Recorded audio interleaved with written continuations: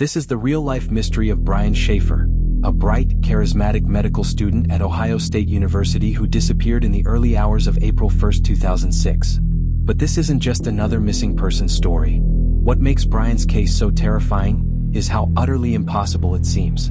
Let's rewind the clock. They say the truth always comes to light, but for some cases darkness still reigns. Welcome back to Mystery Files, where we dive deep into chilling unsolved mysteries. Today we explore the story of Brian Shaffer, a case that has haunted America for decades. Stay with us as we uncover the facts, theories, and the unanswered questions. Brian was 27, a second-year med student with big dreams and a passion for life. Those close to him described him as intelligent, funny, and deeply caring.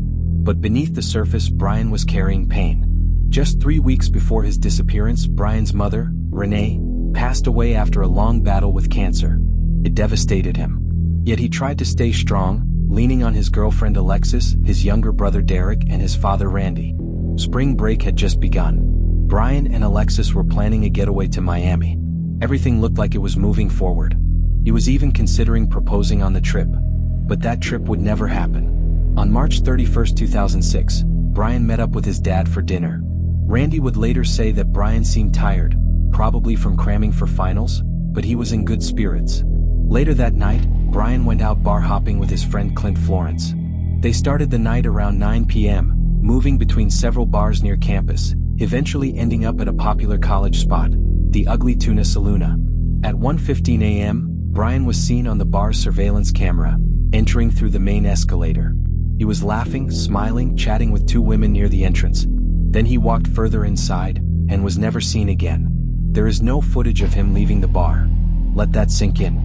There were only two ways out: the front entrance monitored by cameras and a back service exit used by staff, which led to a construction site full of debris, fences, and limited lighting. It would have been nearly impossible and dangerous for him to go that way. But police checked. No cameras caught him there either. It's like he vanished into thin air. By the next morning, when Brian missed a family gathering, concern turned to panic. He also missed his flight to Miami with Alexis. That's when everyone knew something was terribly wrong. Police got involved immediately. Surveillance footage from every angle in the building and surrounding businesses was reviewed. Cadaver dogs were brought in. Canvases were done for miles around. Nothing. The last confirmed contact was that 1:15 a.m. footage. His phone? Silent. His bank account? Untouched. No sightings. No suspects. Just silence. Days later, something strange happened. Brian's phone rang.